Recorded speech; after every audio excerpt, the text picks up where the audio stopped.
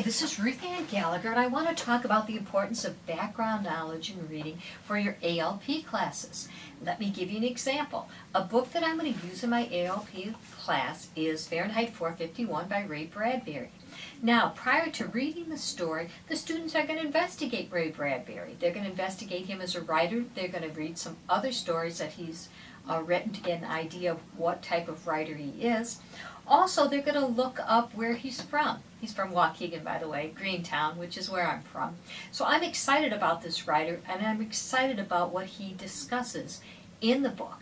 They're also going to look at some book reviews of Fahrenheit 451 to have an overall concept of what the story is about. So again, prior to reading a book, do some background knowledge on the book and on the author so it helps with the understanding of the concepts in the story. Now, I also want to talk about a shorter selection that's maybe very intense for our students to read.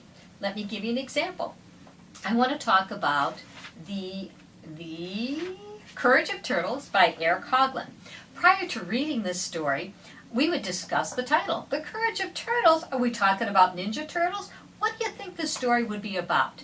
Since I live by the Mississippi, and my students live by the Mississippi, we do understand turtles, so this also provides some background knowledge because we've grown up in an area that's filled with snappers and hard shells and soft shells, so we're very fortunate.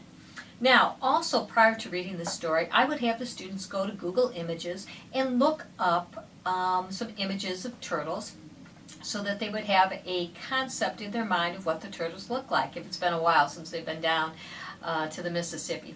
Now, the other thing I would do prior to reading the story is I would find a YouTube video on how turtles are disappearing because ponds are disappearing.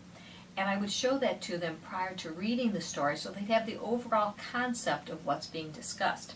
Also, before reading the story, we would read the questions at the end. Now, the questions at the end of the story are usually very involved. For example, the questions at the end of this story ask the students to find similes, metaphors, and also the questions discuss a rhetorical analysis. We would go over those terms prior to having them read the story so that when they read the story, they understand the questions and they have a good concept of what is being asked. Now, when they read the story, of course, they're going to highlight the story, they're going to comment on the story, we're going to have discussion about the story. But again, background knowledge is extremely important prior to reading a book or prior to reading a shorter selection. Thank you so much. Ruth Ann Gallagher.